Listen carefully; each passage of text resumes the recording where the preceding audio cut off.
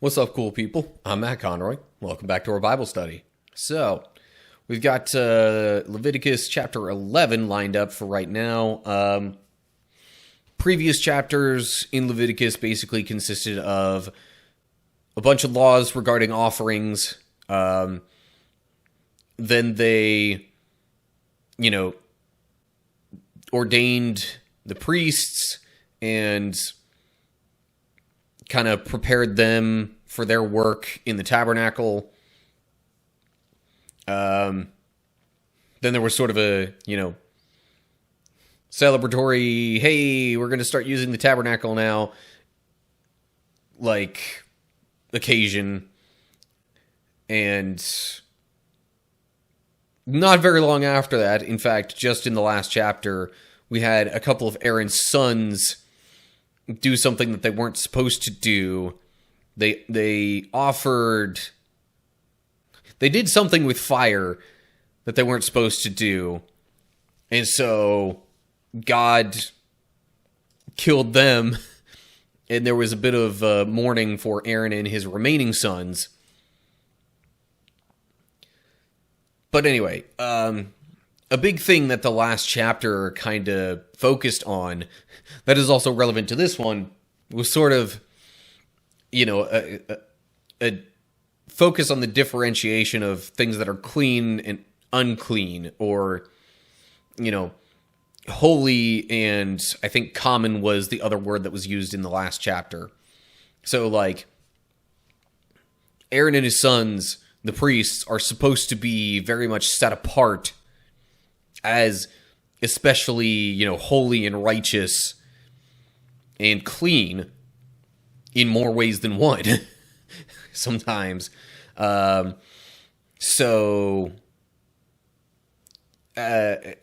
guess we're actually going to be diving a little bit more into that particular theme in this chapter here. But it is slightly on the long side, so I think I should just start getting into this. Without further ado, here we go. Leviticus chapter 11. The Lord said to Moses and Aaron, "Say to the Israelites, of all the animals that live on land, these are the ones you may eat.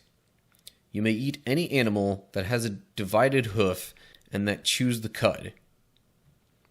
There are some that only chew the cud or only have a divided hoof, but you must not eat them. The camel, though it chews the cud, does not have a divided hoof. It is ceremonially unclean for you." I'm not sure how to pronounce that one. Hyrax? Whatever. Hyrax, though it chews the cud, does not have a divided hoof. It is unclean for you.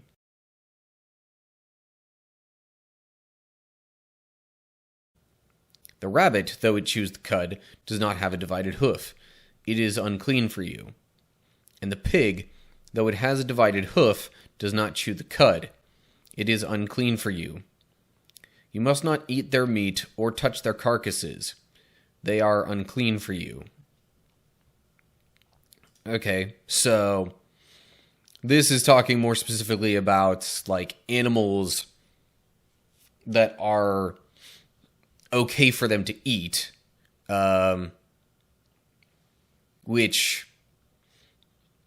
okay, so it's anything that has a divided hoof and chews the cud, which for the most part leaves your typical livestock, cattle, sheep, goats, those kinds of animals. And leaves out things like, pigs, rabbit, camel. I mean, you saw the list. Okay, so anyway, so we've got some animals that are okay for them to eat, others that are not, and the ones that are not okay for them to eat, they also are not supposed to touch the carcasses of those animals because they're unclean. I mean, I don't know if the priests were supposed to really touch any carcasses in general, but I think this might have been, this was for all the Israelites. So while other Israelites that weren't priests may have been okay to, do things with the carcasses of, say, a cow or goat or whatever. Not so much for pigs and camels and the other animals mentioned here. It's basically any animal that doesn't fit the description of divided hoof and chews cud. So, really, that's pretty exclusionary. I mean, you'd have dogs, cats, actually quite a few of today's common pets that wouldn't count in that mix at all. Not that we usually eat those animals anyway, but the whole thing about touching their carcasses, maybe. But anyway, but even at that, it would probably just be to, transport them shortly after death. So anyway, again, we've got a focus here on what is clean and what's not. So, let's just move on to verse 9 here. Of all the creatures living in the water of the seas and the streams, you may eat any that have fins and scales. But all creatures in the seas or streams that do not have fins and scales, whether among all the swarming things or among all the other living creatures in the water, you are to regard as unclean. And since you are to regard them as unclean, you must not eat their meat. You must regard their carcasses as unclean. Anything living in the water that does not have fins and scales is to be regarded as unclean by you. So, obviously this leaves out a whole bunch of, anemones, any coral, assuming you consider that living, which, it is, I think, but more common animals that would be excluded because of this, dolphins, sharks, anything similar to a seal. So basically just like your stereotypical fish types would be the ones that are okay to eat by this standard.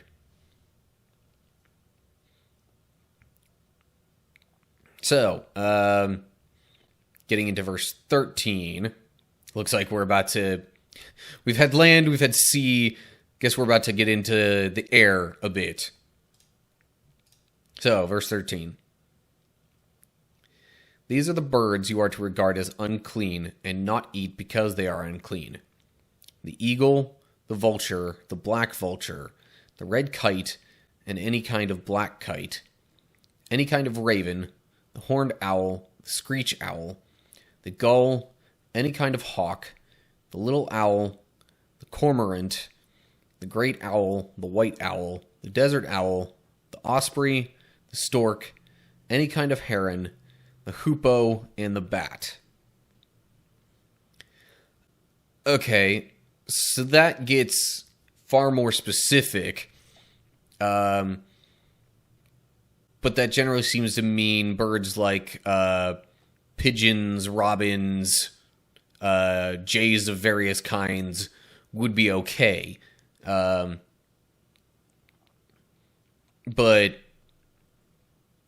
I think a good number of these animals, a good number of these birds are,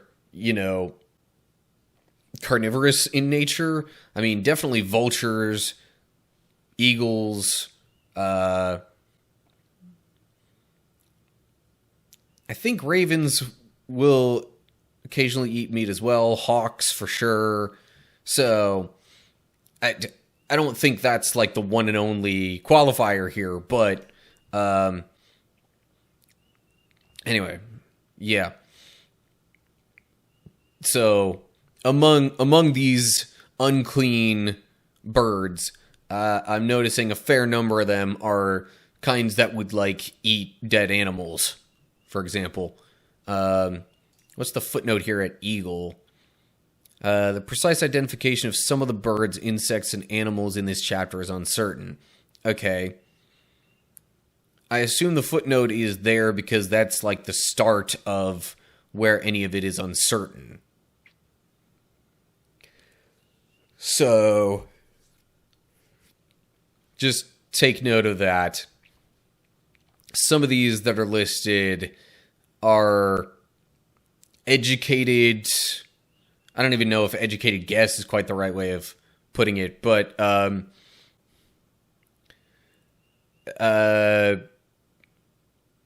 the translators went with the particular animals that they did because they thought it was the best representation of whatever the original text actually said. Probably. So anyway. Okay, moving along. Verse 20. All flying insects that walk on all fours are to be regarded as unclean by you. There are, however, some flying insects that walk on all fours that you may eat. Those that have jointed legs for hopping on the ground. Of these, you may eat any kind of locust, katydid, cricket, or grasshopper. But all other flying insects that have 4 legs you are to regard as unclean. You will make yourselves unclean by these. Whoever touches their carcasses will be unclean till evening. Whoever picks up one of their carcasses must wash their clothes, and they will be unclean till evening. Okay. Does that count for the insects too? I feel like, in some cases, the insect thing would be harder to avoid. But anyway,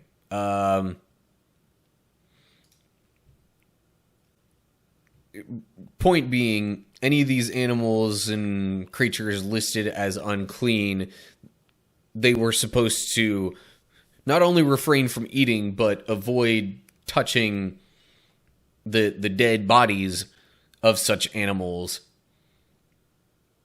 because they were unclean. Whether that had to do with, the way the creature eats / what it eats, or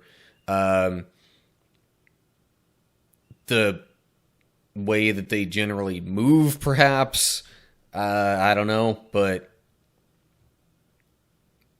point being, there was something about these particular creatures that God is like, hey, don't, avoid these. Don't eat them. Don't touch their dead bodies. And if they did happen to end up touching a carcass of such a creature, then they were supposed to wash their clothes, and even they themselves would be considered unclean until the evening.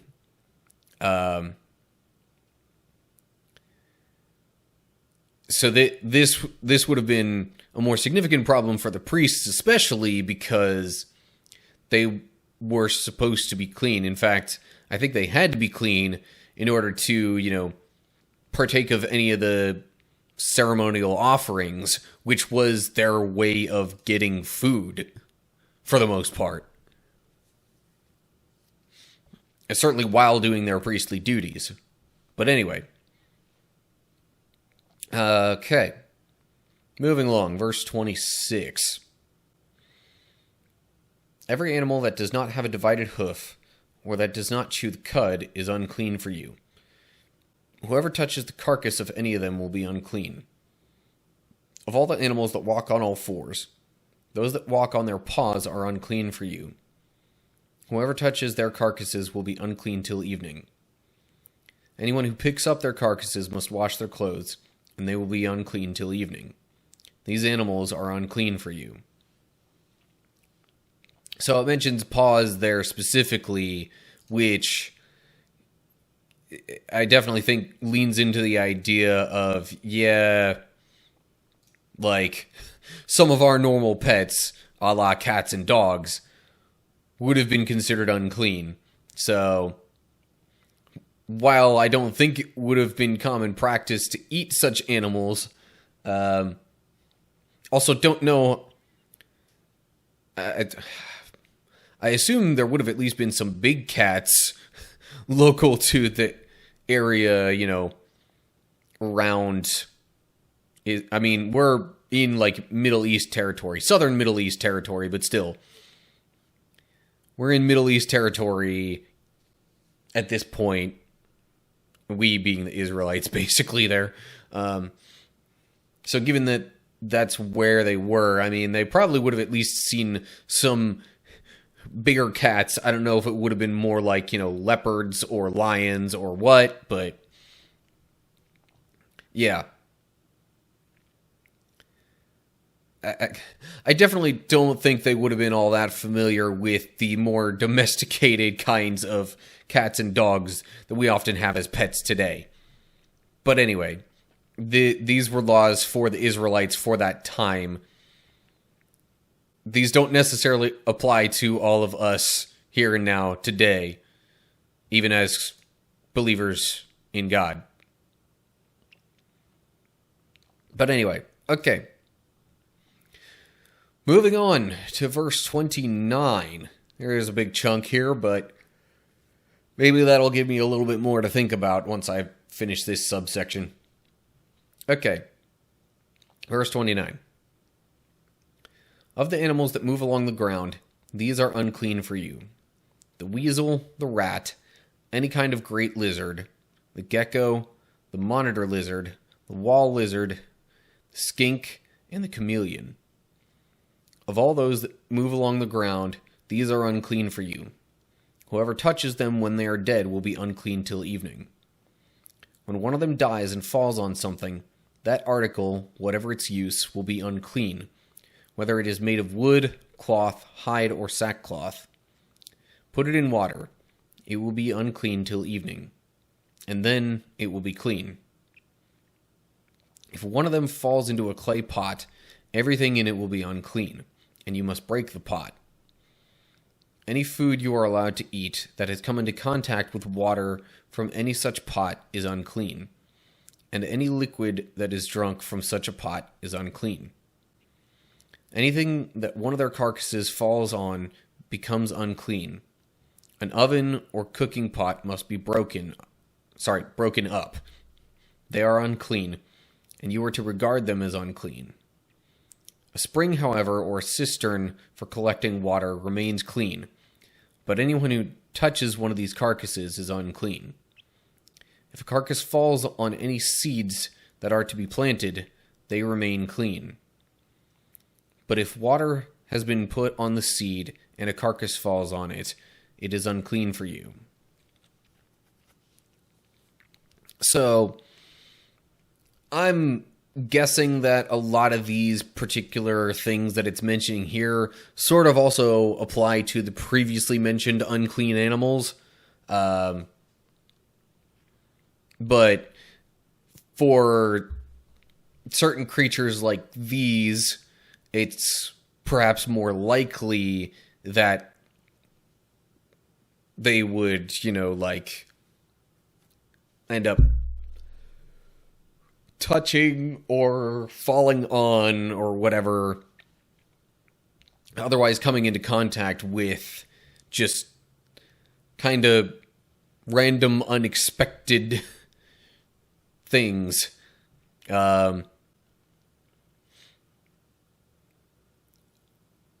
I'm thinking some of these are definitely, inclined towards climbing on some things. So, that probably contributes to this.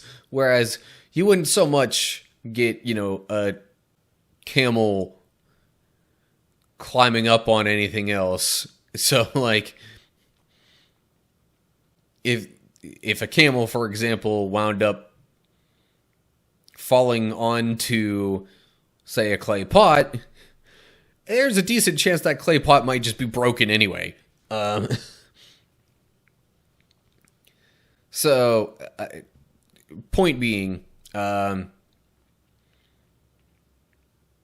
guess anything that was generally like still or whatever, like something that wouldn't just have water constantly flowing through it like a spring or a cistern, and nothing that is, definitely going to change form like a seed. Other things would have to be either cleaned off or broken and not used because of, being unclean by way of coming into contact with these animals. I think specifically just carcasses of these kinds of animals. So, yeah, I do find it interesting that, like, the verse 38 here, basically, because verse 37 mentioned that, hey, seeds are fine, you can still consider them clean even if they touch the carcass of one of these animals. But I assume what it means in verse 38 essentially is like, if the seed is already like in the process ever so slightly of growing, then,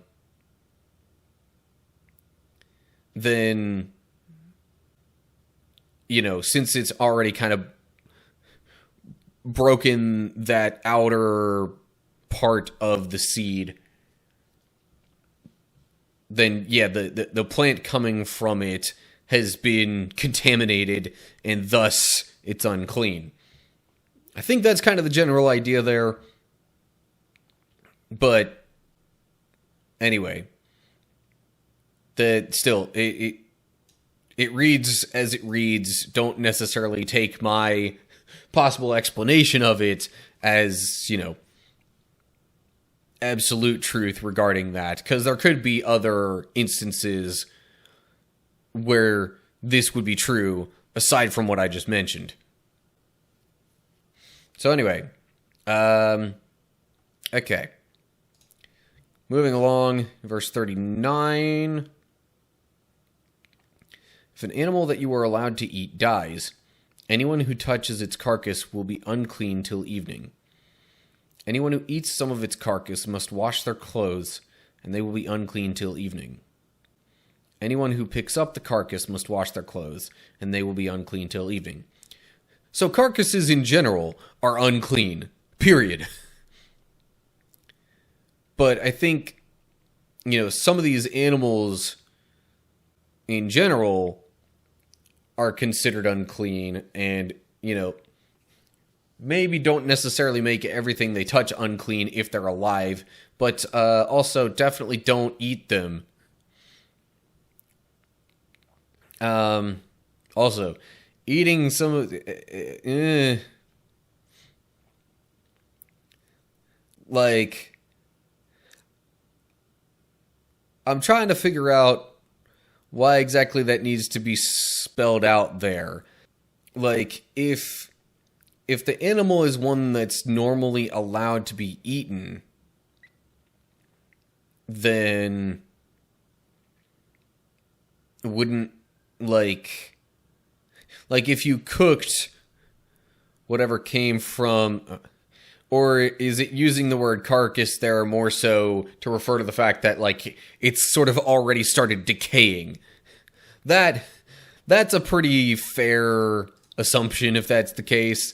And then, yeah, no, don't eat that. Okay, moving on. I think I'm going to just kind of go through the rest of this chapter and then give whatever final thoughts I have on that. So, verse 41. Every creature that moves along the ground is to be regarded as unclean. It is not to be eaten.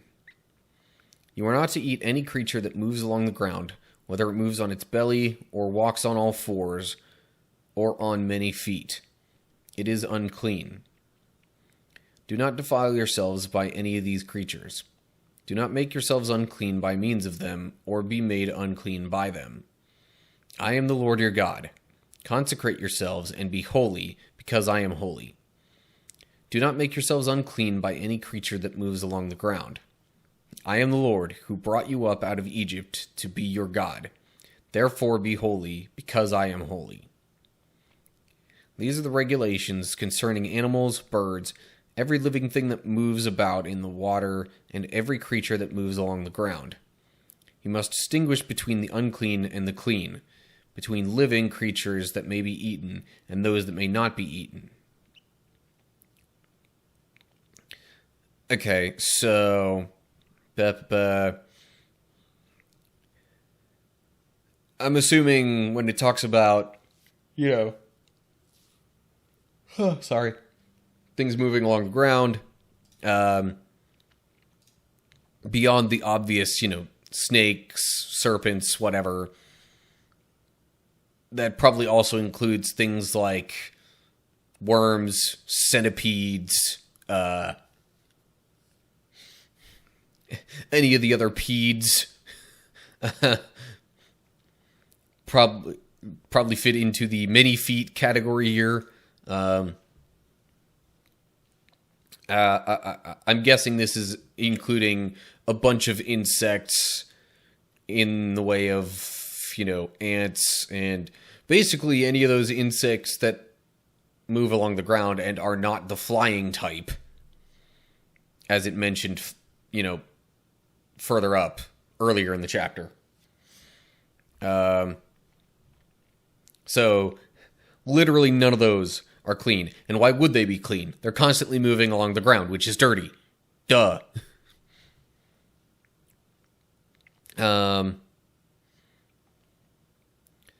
So, yeah, once again, we kind of have this focus on,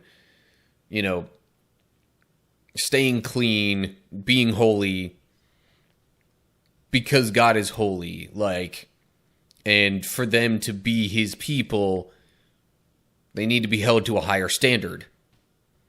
All right, so that's going to do it for this one.